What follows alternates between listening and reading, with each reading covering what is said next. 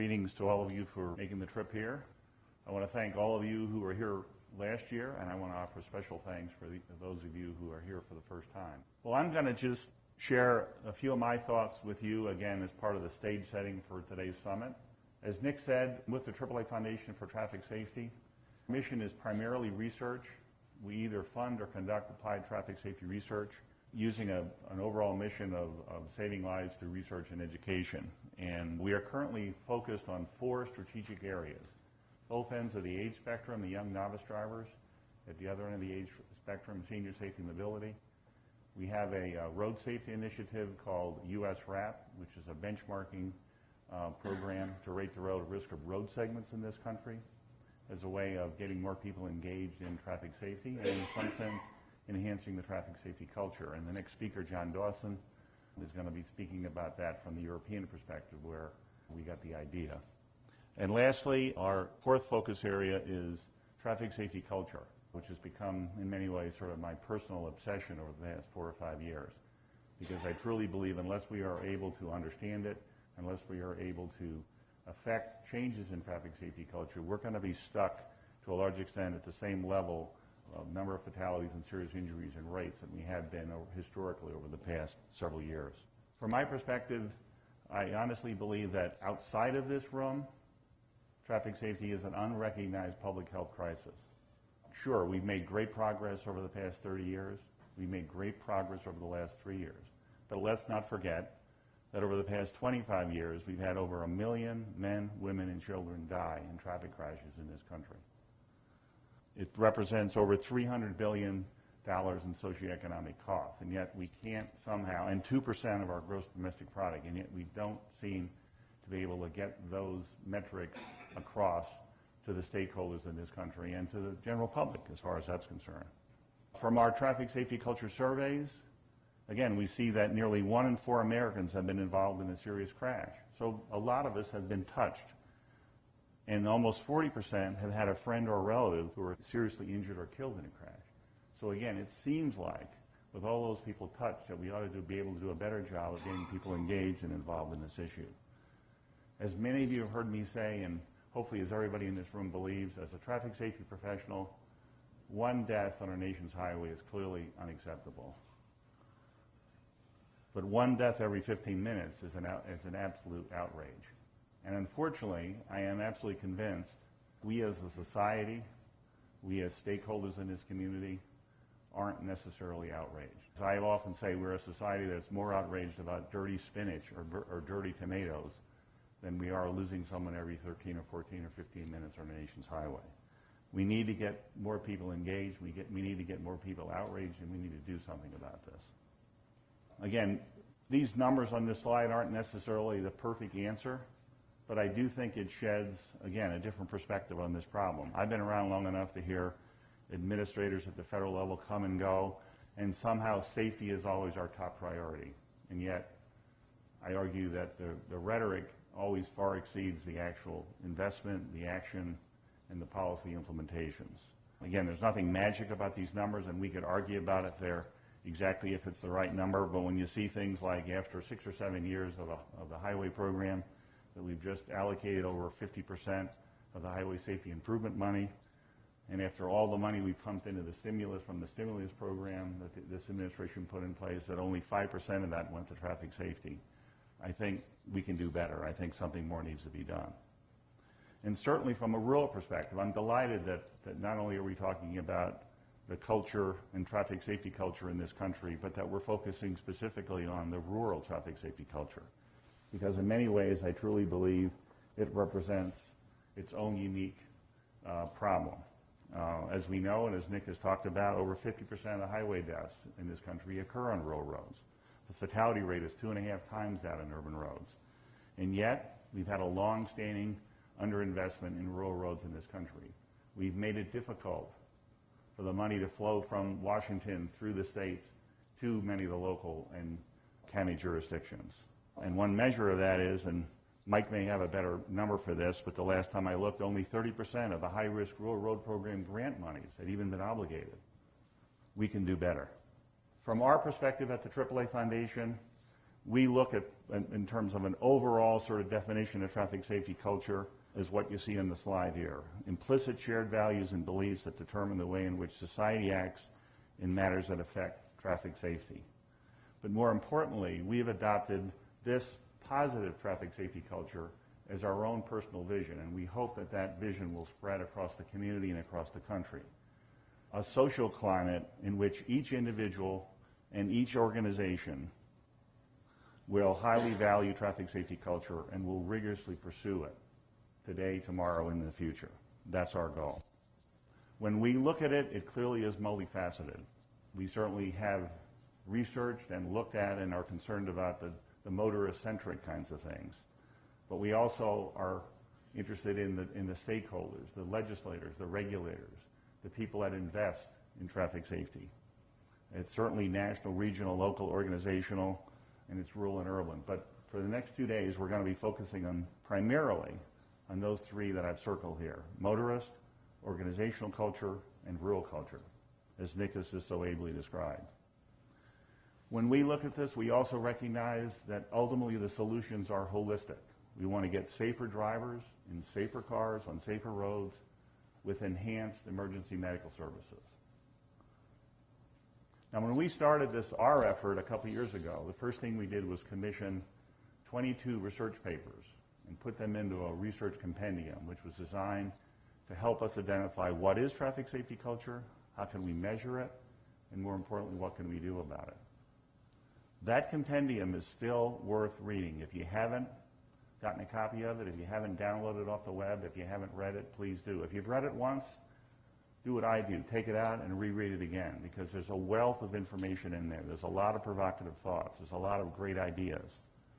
And certainly we need all the help we can in this area in order to move forward. We did, because it was 378 pages long, we did break it down and synthesize it into a shorter version. And there are copies for those of you, again, especially those that weren't here last year, there's copies of that back on the table. So I would commend you to take a look at that. When we did that, primarily what we wanted to do was to ignite local, state, and national dialogue on this issue. And that's one of the reasons why we're absolutely delighted that I'm here for the second annual Rural Traffic Safety Culture Summit. And I'm delighted that just about every conference that I now go to, someone is talking about culture. I'm delighted that there's one of the white papers that's part of the Towards Zero Death National Strategy. And I'm delighted, again, that all of you are here to help us move this agenda forward. One of the things that several people told us when we read the contributions to the compendium was take advantage of national surveys to learn what's going on and to help frame the public attitudes with respect to this issue. And so for the past couple of years now, we have been conducting a nationwide survey that we're calling the Traffic Safety Culture Index. And the key findings from those, if you haven't been paying attention, the key findings from those surveys are, unfortunately, we have reaffirmed this culture of complacency or indifference, and a prevailing attitude of what we've described as do as I say, not as I do. And let me explain that. Last year, in last year's survey, one of the questions we asked was, do you think driving feels safer, less safe, or about the same as it did 5 years ago? And as you can see, last year, not surprisingly, just a little over half of the people said about the same.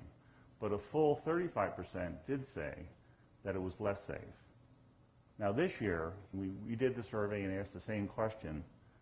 It's very interesting to us that the less safe number jumped up to 52%.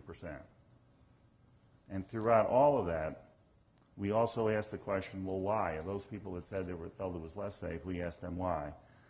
And if you want to put a general sort of description over that, it was distracted driving. In some cases, they called out cell phones or texting or some type of distracted driving. And last year, that number was 37%, and it jumped this year up to 46%.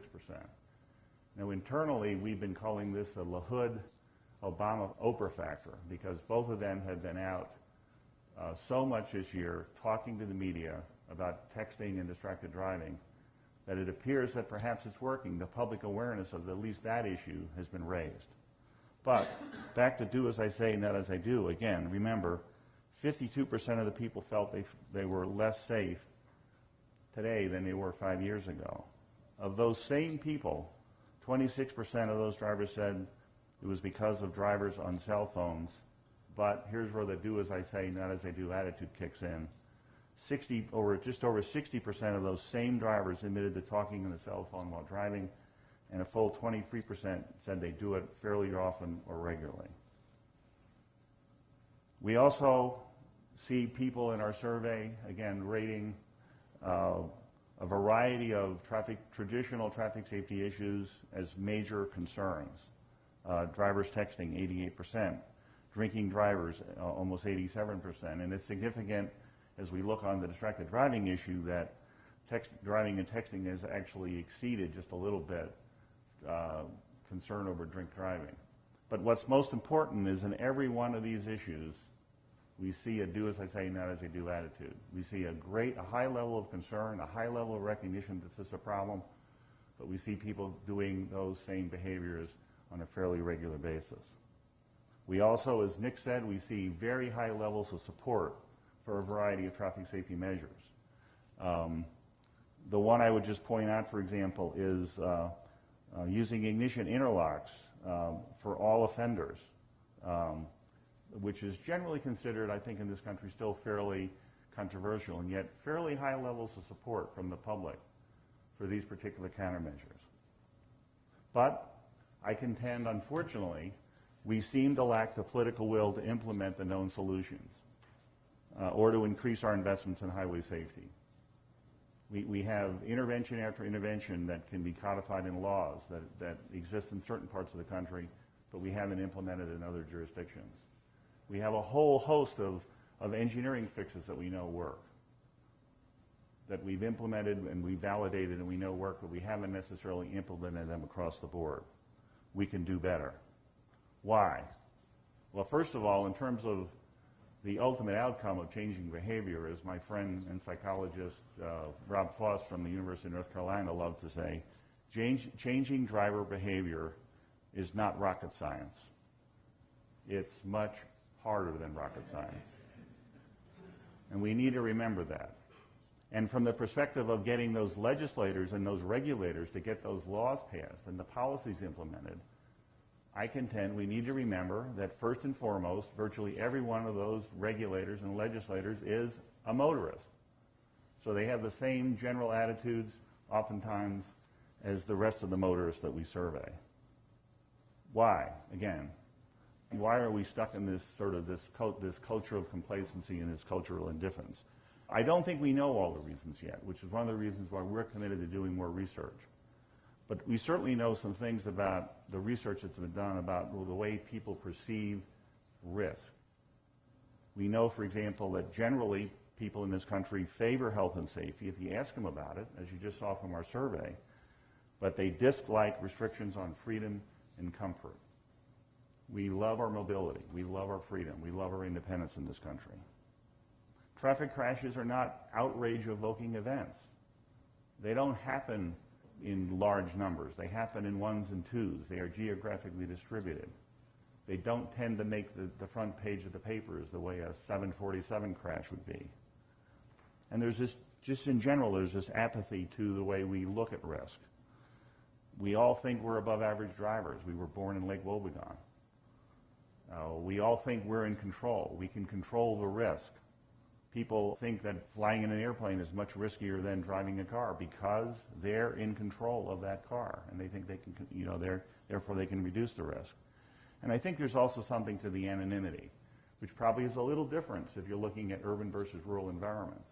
But certainly, the kind of things that we do when we're in a car, the way we merge in traffic, is a whole lot different than the way we merge with a traffic cart in a grocery store.